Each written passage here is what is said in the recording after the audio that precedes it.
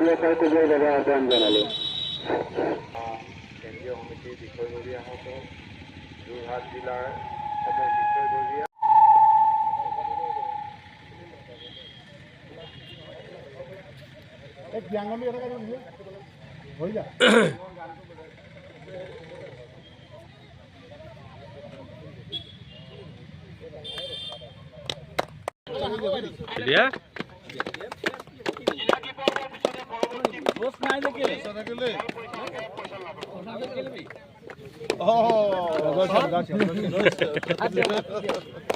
খৰচা আছে কৈছো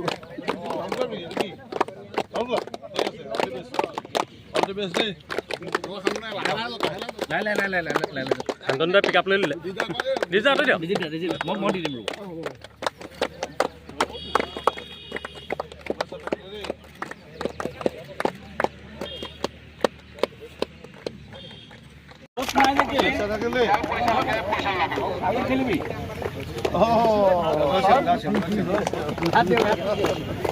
খৰচা আছে কৈছো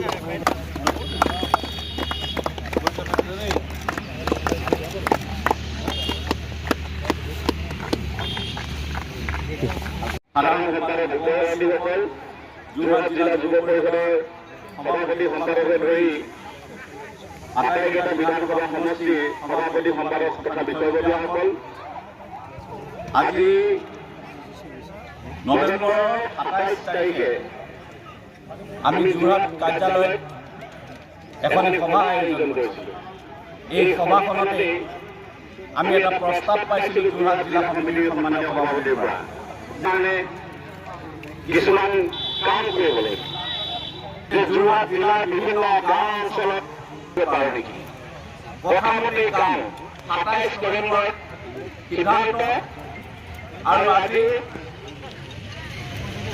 ১৫ তাৰিখ আমি খেলৰ ক্ৰীড়াবিদ আমাৰ খেলখনত তেওঁলোকে আমাক আশীৰ্বাদ দিবৰ কাৰণে নতুন প্ৰজন্মৰ খেলুৱৈসকলক উৎসাহী কৰিবৰ কাৰণে আজি এই ক্ৰীড়াত এই প্ৰতিযোগিতাত তেওঁলোক আহি উপস্থিত হৈছে। গতিকে মোৰ আন্তৰিক ধন্যবাদ জনাইছোঁ তেওঁলোকক যে যুৱ পৰিষদক ৰাইজৰ মাজত নিয়াৰ যি প্ৰচেষ্টা, এই প্ৰচেষ্টাত যোৰহাট জিলাই যথেষ্টখিনি সক্ৰিয়তাৰে কাম কৰিছে। মই ধন্যবাদ জনাব লাগিব। আন্দোলনত যথেষ্টখিনি সহায় কৰি দিছে আমাৰ যুৱকসকলক, যাতে গ্ৰাম্য অঞ্চলত যুৱ পৰিষদে খুব সুন্দৰভাৱে ক্ৰীড়া অনুষ্ঠিত কৰিব পাৰে, ধেমালি হৈ থকা নাই। আজি খেলৰ জৰিয়তে বহুতে চাকৰি পায়।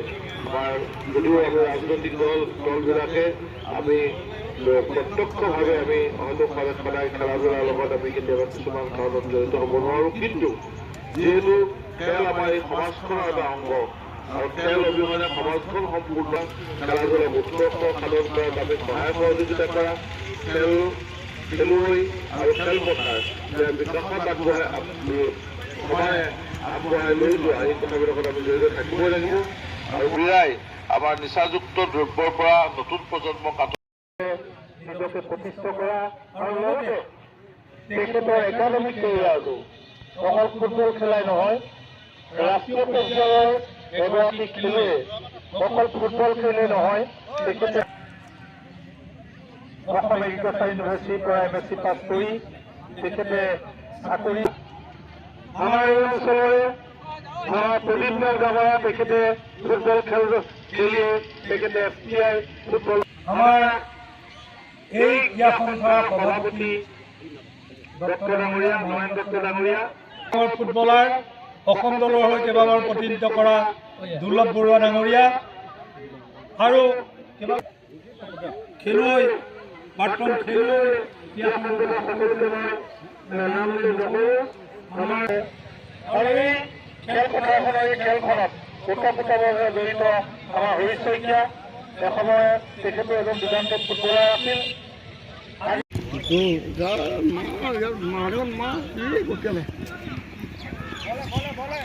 দুটা যাব লাগে মা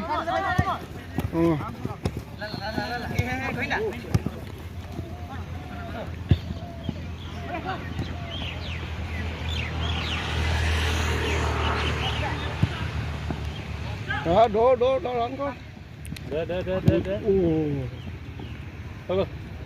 49 ছেকেণ্ড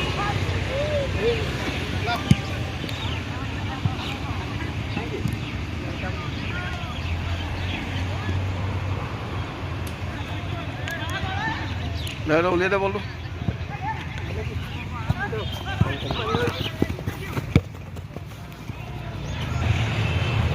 আৰু অকণমান লাগিব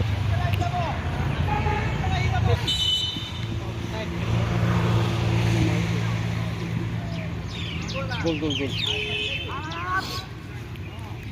অপৰ চাই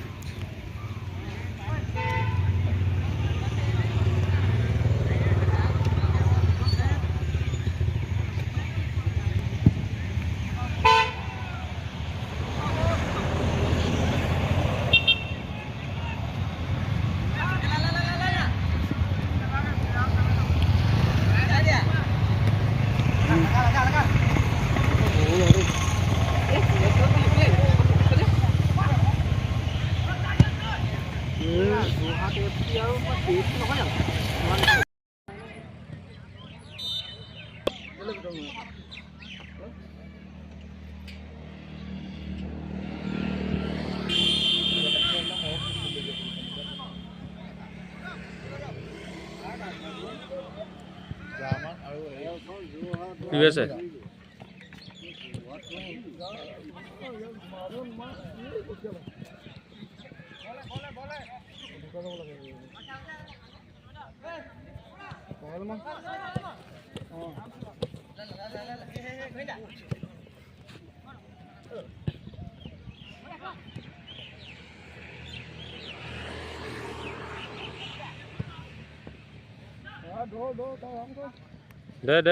দে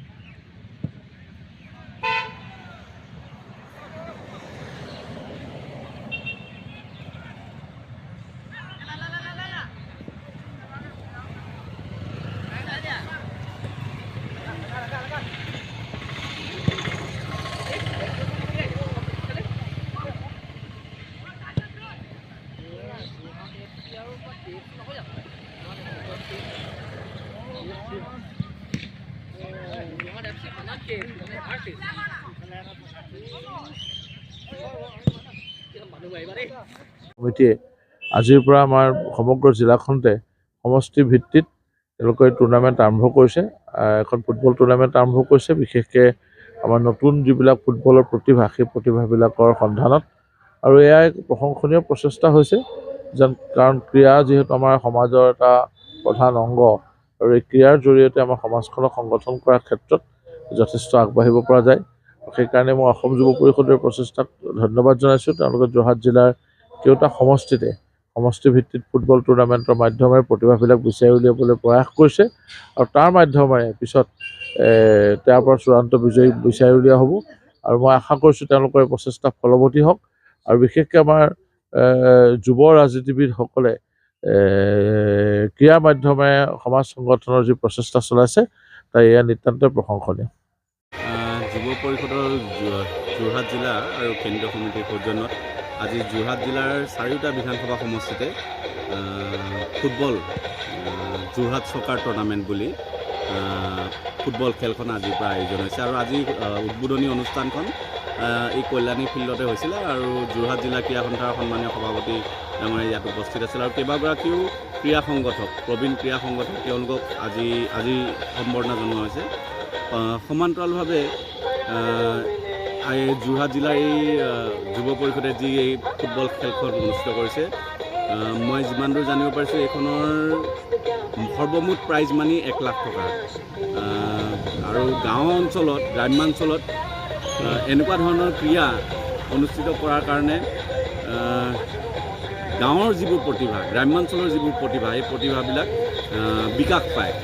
গতিকে যোৰহাট জিলা যুৱ পৰিষদে যি এক মহৎ প্ৰচেষ্টা গাঁৱৰ পৰা নতুন প্ৰজন্ম নতুন প্ৰতিভা উলিয়াই আনিবৰ কাৰণে যি প্ৰচেষ্টা হাতত লৈছে তাৰ কাৰণে মই তেওঁলোকৰ যি এই কাম এই কামৰ কাৰণে মই তেওঁলোকক ধন্যবাদ জনাইছোঁ।